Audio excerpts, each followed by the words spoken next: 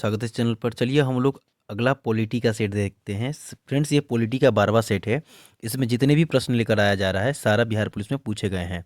ठीक है, इन प्रश्नों को आप लोग देखें और इन प्रश्नों से संबंधित जितने भी व्याख्या कराया जा रहा है वो व्याख्या बहुत ही इंपॉर्टेंट है। उन व्याख्या को देखें और याद कर जाएं या लिख लें।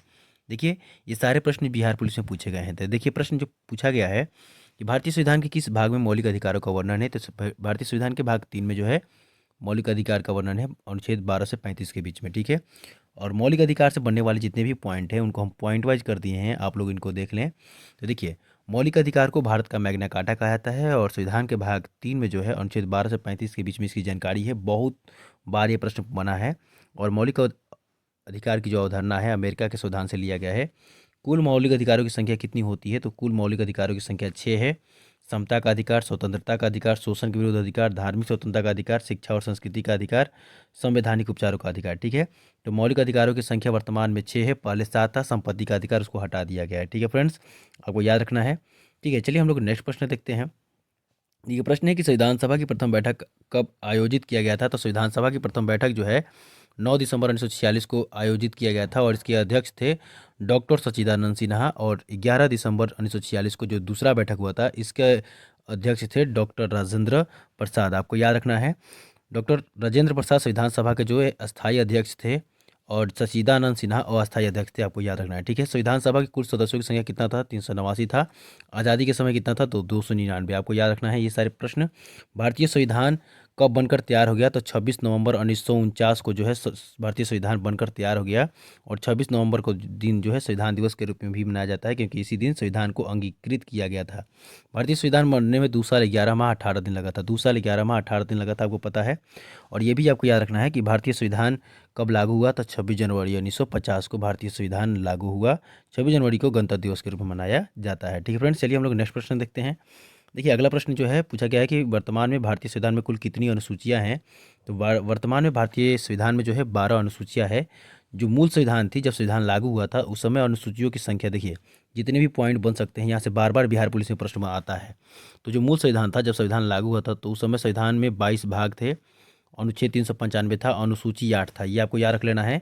वर्तमान में जो है संविधान के 25 भाग है, अनुच्छेद 448 से अधिक है और अनुसूचियों की संख्या 12 है। ये आपको ये याद रख लेना है। अब देखिए, संविधान में जो है 9वीं अनुसूची जो जोड़ा गया वो पहला संविधान संशोधन 1951 में जोड़ा गया। 10वीं अनुसूची जोड़ा गया 52वां संविधान संशोधन 1985 में। ठीक है, और 11वीं अनुसूची जोड़ा गया 73वां संविधान संशोधन 1992 में। और 12वीं अनुसूची जोड़ा गया 74वां संविधान संशोधन 1993 में। देखिए, इससे प्रश्न पूछा भी है कि 9वीं अनुसूची किस संविधान संशोधन द्वारा जोड़ा गया? तो पहला संविधान संशोधन ये कब हुआ? 1951 में। फिर पूछा जाता है 10वीं अनुसूची किस संविधान संशोधन द्वारा जोड़ा गया? तो 52वां संविधान संशोधन 1985 में जोड़ा गया। ठीक है, और ये भी पूछता है कि 11वीं अनुसूची की संविधान संशोधन द्वारा जोड़ा गया तो 73वां संविधान संशोधन 1992 में। और 12वीं अनुसूची की संविधान संशोधन द्वारा जोड़ा गया तो 74वां संविधान संशोधन 1993 में। ये सारे पॉइंट्स इंपॉर्टेंट है, आप लोग इसका स्क्रीनशॉट लेके याद कर लीजिए। ठीक है, चलिए अगला देखिए। अगला प्रश्न है कि राष्ट्रपति द्वारा राज्यसभा में कितने सदस्यों को मनोनीत किया जाता है? तो राष्ट्रपति द्वारा राज्यसभा में जो है 12 सदस्यों को मनोनीत किया जाता है। देखिए, संसद के बारे में हम आपको पूरा अच्छे से बता देते हैं। देखिए, संसद के बारे में देखिए, संसद के जो है 2 सदन होता है, लोकसभा और राज्यसभा। लोकसभा के अधिकतम सदस्यों की संख्या जो हो सकती है, याद रखना है 550 हो सकता है। अधिकतम सदस्यों की संख्या कितना हो सकता है? 550 हो सकता है। वर्तमान में लोकसभा के सदस्यों की संख्या 543 है। उसी तरह राज्यसभा के सदस्यों की संख्या 250 हो सकता है, वर्तमान में 245 है। ठीक है, याद रखना है राज्यसभा में 12 सदस्यों की जो नियुक्ति है वो भारत के राष्ट्रपति करते हैं। वही प्रश्न पूछा है कि राष्ट्रपति द्वारा राज्यसभा में कितने सदस्यों को मनोनीत किया जाता है? तो 12 सदस्यों को। ठीक है, ये आपको याद रखना है। ठीक है फ्रेंड्स, अब देखिए, संसद का वर्णन अनुच्छेद जो है 79 में किया गया है, राज्यसभा का वर्णन अनुच्छेद 80 में और लोकसभा का वर्णन 81 में किया गया है। ठीक है फ्रेंड्स, ये भी आपको याद रखना है। ठीक है, चलिए इंपॉर्टेंट प्रश्नों को और बता देते हैं पॉइंट वाइज करके। देखिए, संसद जो है, संसद की जननी जो है इंग्लैंड को माना जाता है, याद रखना है। और संसद का वर्णन अनुच्छेद 79 में किया गया है। ठीक है, और संसद के 3 अंग होते हैं, राष्ट्रपति, लोकसभा और राज्यसभा। ठीक है, देखिए, लोकसभा के बारे में कुछ बातों का आपको ध्यान रखना है। लोकसभा का वर्णन अनुच्छेद 81 में किया गया है। इसे निचला सदन कहते हैं, लोकप्रिय सदन कहते हैं, प्रथम सदन कहते हैं, युवाओं का सदन कहते हैं, मूर्खों का सदन कहते हैं, स्थायी सदन कहते हैं। जितना यहाँ पॉइंट वाइज किए हैं, इसको आप लोग स्क्रीनशॉट ले लें, यहाँ से प्रश्न आता है। राज्यसभा का वर्णन अनुच्छेद 80 में किया गया है, आपको पता है। इसे उच्च सदन कहते हैं, विद्वानों का सदन कहते हैं, द्वितीय सदन कहते हैं, स्थायी सदन कहते हैं, बूढ़ों का सदन कहते हैं। यहाँ से प्रश्न आता है, इसको आप लोग स्क्रीनशॉट ले लें। अगला देखिए, लोकसभा का कार्यकाल जो है पूछा जाता है। लोकसभा का कार्यकाल जो है, लोकसभा के सदन का कार्यकाल 5 साल का होता है तथा सदस्यों का भी कार्यकाल 5 साल का होता है। लेकिन वहीं राज्यसभा का पूछा जाएगा तो राज्यसभा का कार्यकाल जो है अनिश्चित होता है, लेकिन राज्यसभा के सदस्यों का कार्यकाल जो होता है 6 वर्ष का होता है। आपको याद रखना है, ठीक है फ्रेंड्स। कितने वर्ष का होता है? 6 वर्ष का होता है। लोकसभा के सदस्य बनने के लिए न्यूनतम आयु 25 वर्ष होना चाहिए, और राज्यसभा के सदस्य बनने के लिए 30 वर्ष होना चाहिए, और राष्ट्रपति बनने के लिए 35 वर्ष होना चाहिए। ये भी आपको याद रखना है, बार बार प्रश्न आता है। और ये भी आपको याद रखना है कि सदस्यों की संख्या की बात किया जाए तो लोकसभा के सदस्यों की अधिकतम संख्या 550 होता है, वर्तमान में 543 है। और राज्यसभा के अधिकतम सदस्यों की संख्या जो है 250 हो सकता है, और वर्तमान में 245 है। और 12 सदस्यों को राष्ट्रपति मनोनीत करते हैं। ये पॉइंट वाइज कर दिए हैं, आप लोग इसका स्क्रीनशॉट लेकर याद कर जाइए। देखिए, प्रश्न है कि भारत का सर्वोच्च विधि अधिकारी कौन होता है? तो भारत का सर्वोच्च विधि अधिकारी भारत का महान्यायवादी होता है। भारत का में हम महान्यायवादी की नियुक्ति अनुच्छेद 76 के तहत भारत के राष्ट्रपति करते हैं, आपको याद रखना है, ठीक है। और वही प्रधानमंत्री की नियुक्ति अनुच्छेद 75 के तहत किया जाता है। तो ध्यान रखना है। पहले यहाँ प्रश्न देखिए पूछा गया है कि भारत का सर्वोच्च विधि अधिकारी कौन होते हैं? तो भारत के महान्यायवादी होते हैं। और उसी तरह महान्यायवादी जैसा ही पद एक राज्य में भी होता है, महाधिवक्ता का। और महाधिवक्ता राज्य का सबसे बड़ा विधि अधिकारी होता है। उसकी नियुक्ति जो है अनुच्छेद 165 के तहत किया जाता है। चलिए हम इस सब दोनों के बारे में पॉइंट वाइज करके बताते हैं। देखिए, यहाँ ध्यान देना है कि महान्यायवादी की नियुक्ति अनुच्छेद 76 के तहत भारत के राष्ट्रपति करते हैं। महान्यायवादी भारत का सबसे बड़ा विधि अधिकारी होता है, आपको याद रखना है। महाधिवक्ता के बारे में बात की जाए तो महान्यायवादी की तरह भी राज्य में सबसे बड़ा विधि अधिकारी का पद होता है, जिसे महाधिवक्ता कहते हैं। महाधिवक्ता की नियुक्ति अनुच्छेद 165 के तहत भारत के राज्यपाल करते हैं, आपको सॉरी बिहार के राज्यपाल करते हैं, उस राज्य के राज्यपाल करते हैं, ठीक है, ये आपको याद रखना है। महान्यायवादी की नियुक्ति अनुच्छेद 75 के तहत राष्ट्रपति करते हैं, ठीक है, 76 के तहत, सॉरी 76 के तहत राष्ट्रपति करते हैं। और वहीं जो है महाधिवक्ता की जो नियुक्ति है वो करते हैं राज्य के राज्यपाल करते हैं। और महाधिवक्ता जो होता है राज्य का सबसे बड़ा विधि अधिकारी होता है, आपको याद रखना है। भारत के प्रथम महान्यायवादी जो थे MC सीतलवार थे, ये भी याद रखना है। और वर्तमान के जो महान्यायवादी हैं उनका नाम है R वेक्टर मनी, जो है याद रखना है, ठीक है। और राष्ट्रपति द्वारा नियुक्ति भी आपको याद रखना है फटाफट, क्योंकि यहाँ से बहुत सारे प्रश्न एग्जाम में आते हैं। बिहार पुलिस के एग्जाम में यहाँ से भर भर के प्रश्न आते हैं। अनुच्छेद 75 के तहत प्रधानमंत्री की नियुक्ति राष्ट्रपति करते हैं, और प्रधानमंत्री की सलाह पर मंत्रिपरिषद की भी नियुक्ति राष्ट्रपति करते हैं अनुच्छेद 75 के तहत, ये भी याद रखना है। अनुच्छेद 76 के तहत जो है महान्यायवादी की नियुक्ति होती है। अनुच्छेद 124 के तहत सर्वोच्च न्यायालय के मुख्य न्यायाधीश की नियुक्ति होती है। अनुच्छेद 217 के तहत जो होता है उच्च न्यायालय के मुख्य न्यायाधीश की नियुक्ति होती है। उसी तरह याद रखना है, अनुच्छेद 148 के तहत जो है नियंत्रक और महालेखा परीक्षक की नियुक्ति भारत के राष्ट्रपति करते हैं अनुच्छेद 148 के तहत। उसी तरह याद रखना है कि अनुच्छेद 324 के तहत जो है मुख्य चुनाव आयुक्त और अन्य चुनाव आयुक्त की नियुक्ति भारत के राष्ट्रपति करते हैं। ये भी बहुत इंपॉर्टेंट है, जितने यहाँ अनुच्छेद लिखे हैं। अनुच्छेद 316 के तहत जो है संघ लोक सेवा आयोग के अध्यक्ष की नियुक्ति भारत के राष्ट्रपति करते हैं। अनुच्छेद 280 के तहत जो है वित्त आयोग के अध्यक्ष को भारत के राष्ट्रपति नियुक्त करते हैं। और अनुच्छेद 155 के तहत जो है राज्यों के राज्यपाल की नियुक्ति भारत के राष्ट्रपति करते हैं। बहुत इंपॉर्टेंट ये सारे अनुच्छेद हैं, आप लोग इनको देख लें और स्क्रीनशॉट करके इसको याद कर लें, ठीक है फ्रेंड। जितने भी यहाँ पॉइंट दिए हैं सारे इंपॉर्टेंट है। देखिए, बहुत ही अच्छा प्रश्न पूछा गया है कि शिक्षा का अधिकार किस अनुच्छेद के तहत मौलिक अधिकार बना? तो अनुच्छेद 21 के ए के तहत जो है मौलिक अधिकार बना, आपको याद रखना है। 6वां संविधान संशोधन 2002 में हुआ था, 2002 में। इसके तहत जो है शिक्षा का अधिकार जो है इसको एक मौलिक अधिकार बनाया गया है। और इसके तहत अनुच्छेद 21 के ए में अनुच्छेद 21 के ए जोड़ा गया, ठीक है। और ये पहले जो था अनुच्छेद 45 में था इसका वर्णन, और जो कि राज्य की नीति निर्देशक तत्व के अंतर्गत आता था। बाद में 6वां संविधान संशोधन के द्वारा इसको यहाँ से उठाकर अनुच्छेद 21 के तहत 21 ए में रख दिया गया, ये आपको याद रखना है, ठीक है। अब अनुच्छेद 45 में क्या है? आंगनबाड़ी, यानी कि 6 वर्ष से कम बच्चों की शिक्षा के बारे में जो है राज्य के नीति निर्देशक तत्वों में चर्चा है, ठीक है। देखिए, प्रश्न है शिक्षा का अधिकार से जो प्रश्न था उसके बारे में समझिए। 6वां संविधान संशोधन 2002 के तहत जो है इसको मौलिक अधिकार में जोड़ा गया अनुच्छेद 21 ए में, ठीक है। अनुच्छेद 21 ए के बारे में ध्यान रखिएगा। इसमें क्या कहा गया था कि 6 से 14 वर्ष तक के सभी बच्चों को मुफ्त और अनिवार्य शिक्षा देने का प्रावधान किया गया था। और यह कानूनी हक जो है राज्य को हर हाल में पूरा करना होगा, जो इसमें वर्णित किया गया था, ठीक है। लागू करने के लिए बनाया गया जो कानून था उसे कहा जाता है शिक्षा का अधिकार अधिनियम 2009 कहा जाता है, ठीक है। और इसे लागू कब किया गया है? ये बहुत बार पूछा गया है कि शिक्षा का अधिकार अधिनियम को कब लागू किया गया था? 1 अप्रैल 2010 को, ठीक है, ये आपको याद रखना है। अगला है 6वां संविधान संशोधन द्वारा एक मौलिक कर्तव्य भी जोड़ा गया था, 11वां मौलिक कर्तव्य। मौलिक कर्तव्य के बारे में आपको पता होगा, संविधान के भाग 4 के क में अनुच्छेद 51 क के तहत जो है 11 मौलिक कर्तव्यों की चर्चा की गई है। पहले 10 ही मौलिक कर्तव्य थे और वर्तमान में जो है 11 मौलिक कर्तव्य हैं, और 11वां जो मौलिक कर्तव्य था वो 6 संविधान संशोधन द्वारा ही जोड़ा गया था। ठीक है, आपको याद रखना है। और माता पिता या अभिभावक को यह कर्तव्य है कि 6 से 14 वर्ष के बच्चों को शिक्षा प्रदान करें, ये इसमें जोड़ा गया है अनुच्छेद 11वां मौलिक कर्तव्य में। ठीक है, अगला आपको ध्यान देना है कि RTE 2009 की कुछ विशेषता, यानी शिक्षा के अधिकार अधिनियम 2009 की कुछ विशेषता है। तो ध्यान रखना है कि जितने भी प्राइवेट स्कूल है उसमें गरीब बच्चों के लिए 25% आरक्षण की व्यवस्था किया गया है। दंड पर रोक दिया गया है। शिक्षक और छात्र का अनुपात 1:30 किया गया है। और कक्षा 8 तक किसी भी बच्चे को फेल नहीं किया जाएगा, ये प्रावधान किया गया है। और शिक्षा जो है किस सूची का विषय है? समवर्ती सूची का विषय है। बहुत ही इंपॉर्टेंट है, इसको स्टार मार लीजिएगा। अगला देखिए, RTE लागू करने वाला विश्व का पहला देश, ये भी बहुत बार पूछा गया है कि RTE लागू करने वाला विश्व का पहला देश कौन सा है? नॉर्वे है। अनुच्छेद 45 के बारे में अभी बताया था कि पहले शिक्षा का अधिकार जो था अनुच्छेद 45 में था, वर्तमान में अनुच्छेद 21 के ए में रख दिया गया है, आपको याद रखना है। अब इसमें 0 से 6 वर्ष तक के बच्चों की देखभाल और शुरुआती शिक्षा जैसे आंगनबाड़ी का जिम्मा सरकार को दिया गया है। ठीक है, इसको पूरा कर भी सकता है, नहीं भी कर सकता है, ये सरकार के विवेक पर निर्भर करता है। लेकिन अब अनुच्छेद 21 के ए में डाल दिया गया है जो शिक्षा का अधिकार उसको देना ही, हर राज्य को हर हाल में देना है उसे। ठीक है, ये याद रखना है। चलिए हम लोग नेक्स्ट प्रश्न देखते हैं। देखिए, प्रश्न है कि दो संसद के दो सत्रों के बीच अधिकतम कितना समय अंतराल हो सकता है? तो संसद के दो सेशन के बीच जो है अधिकतम 6 महीने का समय हो सकता है। ठीक है, चलिए संसद के सत्र के बारे में हम एक एक करके पूरे पॉइंट वाइज करके बता देते हैं, जिससे बिहार पुलिस में बनने वाले सारे प्रश्न आपसे आसानी से बन जाए। देखिए, संसद का जो सत्र होता है नियम अनुसार तो दो सत्रों के बीच जो है 6 महीने से ज़्यादा का अंतर नहीं होता है। ठीक है, आमतौर पर भारत में 3 सत्र आयोजित किए जाते हैं। कितने सत्र आयोजित किए जाते हैं? 3 सत्र। ठीक है, वो कौन कौन से 3 सत्र है आपको अच्छे से ध्यान रखना है, कब से कब तक कौन सा सत्र चलता है, ये भी बार बार एग्जाम में प्रश्न आता है, तो आपको ये याद रखना है। चलिए इसको हम यहाँ पर बराबर करते हैं, आप लोग इसका स्क्रीनशॉट ले लें और इसको याद कर लें। ठीक है, देखिए, आमतौर पर एक साल में एक वर्ष में जो है 3 सत्र आयोजित होता है। एक बजट सत्र होता है, एक मानसून सत्र होता है, एक शीतकालीन सत्र होता है। यहाँ से समय पूछा जाता है। बजट सत्र का समय है जो है फरवरी से मई तक है, फरवरी से मई तक जो है बजट सत्र। मानसून मानसून सत्र का जो समय है जुलाई से सितंबर तक, ये भी आपको याद रखना है। और शीतकालीन सत्र का जो समय है नवंबर से दिसंबर तक, ये भी आपको याद रखना है। ठीक है फ्रेंड्स, अगला देखिए, सत्र बुलाने की जो शक्ति है राष्ट्रपति के पास होती है। अनुच्छेद 85 के तहत जो है सत्र बुलाते हैं और इस सत्र का जो है अध्यक्षता वहाँ के अध्यक्ष करते हैं। ठीक है, अगला देखिए, अगला प्रश्न हम लोग देखते हैं, पंचायती राज संस्थाओं में निर्वाचन के लिए उत्तरदायी कौन है? तो पंचायती राज संस्थाओं में निर्वाचन के लिए उत्तरदायी जो है राज्य निर्वाचन आयोग है। राज्य निर्वाचन आयोग जो है पंचायती राज संस्थाओं में निर्वाचन के लिए जिम्मेदार है, ये आपको याद रखना है। ठीक है, पंचायती राज व्यवस्था के बारे में बात किया जाए तो 73वां संविधान संशोधन 1992 के तहत भारतीय संविधान में पंचायती राज को संवैधानिक दर्जा दिया गया था।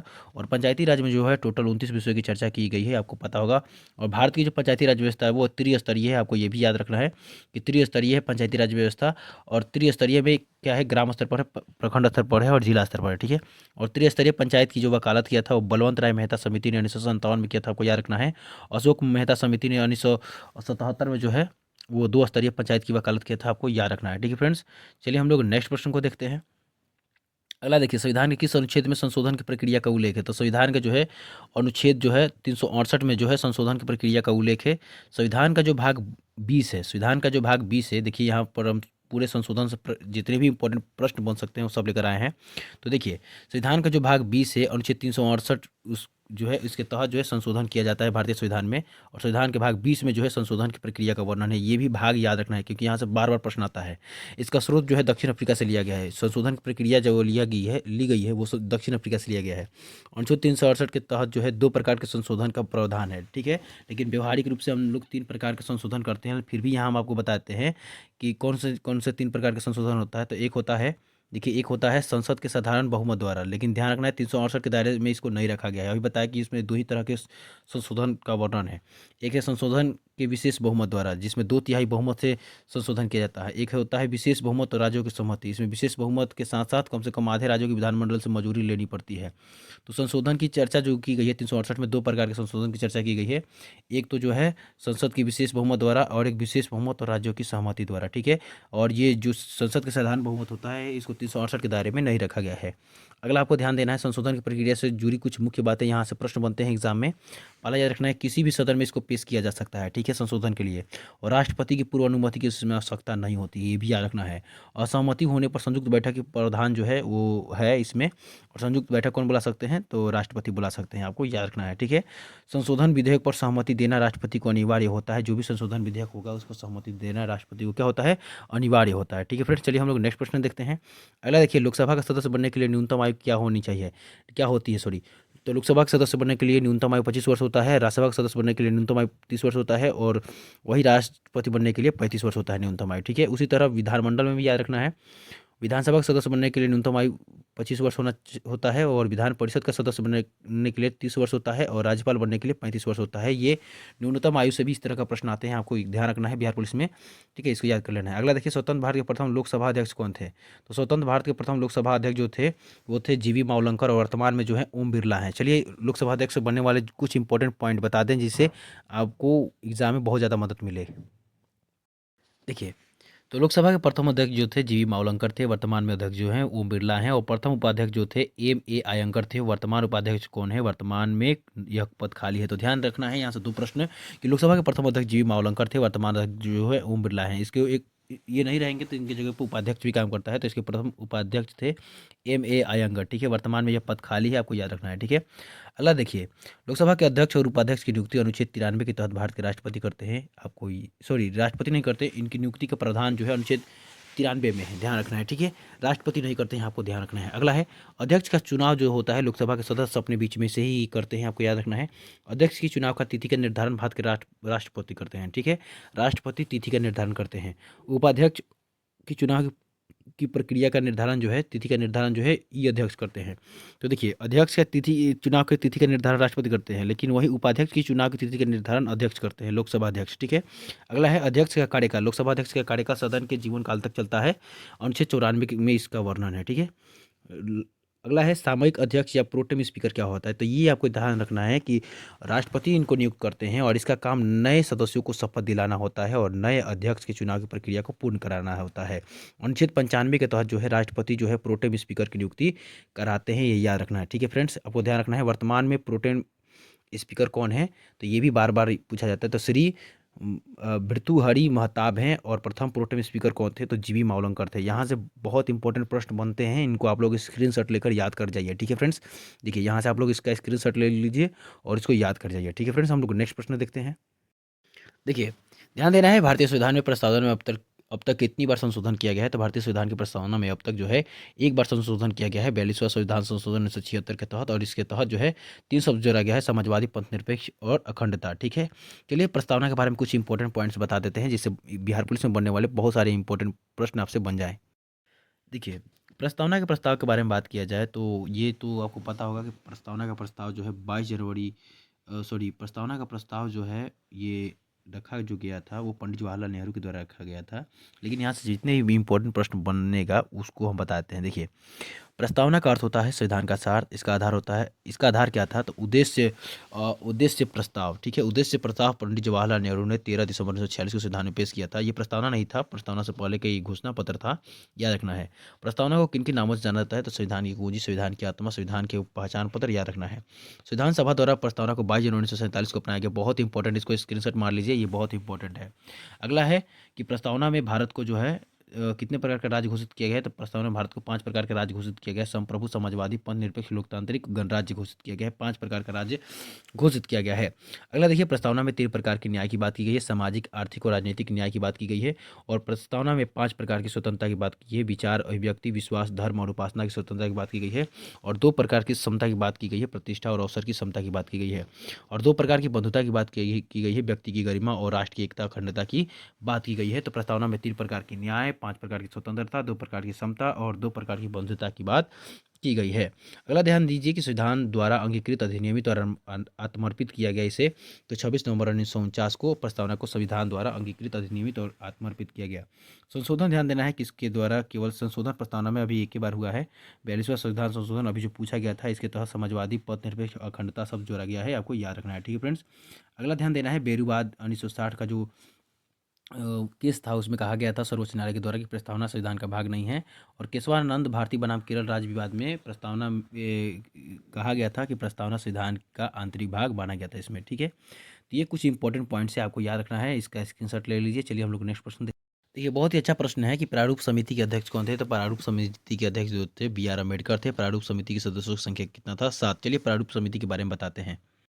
देखिए, प्रारूप समिति के बारे में याद रखिए कि प्रारूप समिति का गठन 29 अगस्त 1947 को किया गया था। इसके सदस्यों की संख्या 7 है। इसमें अध्यक्ष और 6 अन्य सदस्य थे। ठीक है, अगला है इसके अध्यक्ष होते हैं भीमराव अम्बेडकर और इसके 6 अन्य सदस्य में जो है गोपाल स्वामी अयंगर है, अलादीन कृष्णा स्वामी अय्यर है और डॉक्टर के एम मुंशी है, जो एकमात्र कांग्रेसी सदस्य थे। ठीक है, आपको याद रखना है।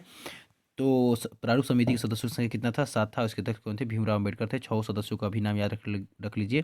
एक थे सैयद मोहम्मद सादुल्ला और एक थे एन माधव राव, जो बी एल मित्तर की जगह ली, जिन्होंने स्वास्थ्य कारणों से इस्तीफा दिया था। एक है छठा याद रखिएगा टी कृष्णामाचारी, जो कि डीपी खेतान की मृत्यु के बाद इनका जगह लिए थे। ठीक है, अगला चलिए अब बताते हैं। तो ये याद रखना है कि 6 जो वही बताया कि 6 जो अन्य सदस्य में थे, इनका नाम भी याद रखना है, क्योंकि बार बार बिहार पुलिस में नाम से भी प्रश्न पूछ देता है। और दूसरा, इसके अध्यक्ष याद रखना है, इसके अध्यक्ष भीमराव अम्बेडकर थे। और ध्यान रखना है कि प्रारूप समिति का गठन कब किया गया था, बहुत इंपॉर्टेंट है, 29 अगस्त 1947 को किया गया था। सदस्यों की संख्या कितना था? 7 था। ठीक है, ये आपको याद रखना है। चलिए हम लोग नेक्स्ट देखते हैं। देखिए, प्रश्न है कि राज्यपाल को पद से हटाने की शक्ति किसके पास होती है। तो राज्यपाल को पद से हटाने की शक्ति राष्ट्रपति के पास होती है। अनुच्छेद 155 के तहत जो है राज्यपाल की नियुक्ति भारत के राष्ट्रपति करते हैं। ठीक है, अनुच्छेद 156 के तहत जो है राज्यपाल को पद से हटाया जाता है। आपको याद रखिएगा, राष्ट्रपति के द्वारा, अनुच्छेद 156 के द्वारा। ठीक है, ये आपको याद रखना है। चलिए नेक्स्ट देखते हैं। देखिए, प्रश्न बहुत ही अच्छा है कि अंतर्राज्यीय परिषद का गठन कौन करता है। तो अंतर्राज्यीय परिषद का जो गठन है भारत के राष्ट्रपति करते हैं। ठीक है, अंतर्राज्यीय परिषद का गठन भारत के राष्ट्रपति करते हैं अनुच्छेद 263 के तहत। ठीक है, चलिए हम इसके बारे में पूरी जानकारी देते हैं आपको। देखिए, अंतर्राज्यीय परिषद क्या होता है। तो इसका मुख्य काम होता है कि सरकार और विभिन्न राज्यों के बीच तालमेल स्थापित करना। ठीक है, कोई विवाद हो जाए सरकार और चाहे किसी राज्य के बीच, तो उसी विवाद को सुलझाना। अंतर्राज्यीय परिषद का गठन पहली बार 1990 में बीपी सिंह के समय किया गया था। अनुच्छेद 263 के तहत किया जाता है अंतर्राज्यीय परिषद का गठन। और ध्यान रखना है कि ये स्थापना का अधिकार जो है भारत के राष्ट्रपति के पास है और राष्ट्रपति सार्वजनिक हित में इसकी किसी भी समय इसकी स्थापना कर सकते हैं। ध्यान रखना है, अंतर्राज्यीय परिषद की स्थापना के लिए सिफारिशकर्ता कौन थे। तो सरकारी आयोग थी, 1983 में इसका गठन किया गया था। आपको याद रखना है। और इसके अध्यक्ष कौन होते हैं। तो अंतर्राज्यीय परिषद के अध्यक्ष जो होते हैं भारत के प्रधानमंत्री होते हैं। बार बार ये प्रश्न पूछा जाता है। और इस परिषद की बैठक जो है साल में कितनी बार कम से कम किया जाता है। तो इस परिषद की जो बैठक है साल में कम से कम 3 बार की जाती है। आपको याद रखना है। ठीक है फ्रेंड्स, जितने भी यहाँ बता रहे हैं वो चीज़ों को याद रखिए। ध्यान रखना है, गणपूर्ति यानी बैठक शुरू करने के लिए कम से कम इसमें 10 सदस्य का उपस्थिति होना अनिवार्य होता है। और इसके सचिवालय को अंतर्राज्यीय परिषद सचिवालय कहा जाता है, जो 1996 से कार्यरत है। ये भी बार बार पूछा जाता है। अंतर्राज्यीय परिषद का जो सचिवालय है वो कब से कार्यरत है। तो 1996 से। और ये इसके अध्यक्ष जो होते हैं केंद्रीय गृह मंत्री होते हैं। आपको याद रखना है। ठीक है फ्रेंड्स, चलिए हम लोग नेक्स्ट प्रश्न देखते हैं। देखिए फ्रेंड्स, आज के इस वीडियो में इतना ही रहने देते हैं। देखिए, और इसी तरह का जो है कल भी एक सेट लेकर आएंगे। कल जो सेट आएगा उसमें जो है जितने भी इम्पोर्टेंट संविधान के भाग हैं, अनुच्छेद है, वो सारे लेकर आएंगे। तो उन चैनल को सब्सक्राइब कर ले। और सारे का प्लेलिस्ट बन गया है, आप लोग प्लेलिस्ट में जाकर सभी वीडियो को देखिए। बहुत ही आसान भाषा में सभी चीज़ों को बताए हैं। कुछ चीज़ों को जो इसमें हम छोड़े हैं, स्किप किए हैं, उसको पीछे वाले वीडियो में बता दिए हैं। इस कारण उसका हम जो है पॉइंट वाइज यूज करके उसको नहीं दिखाया है। ठीक है, चलिए हम लोग नेक्स्ट वीडियो कल लेकर आएंगे। तब तक ले जाए।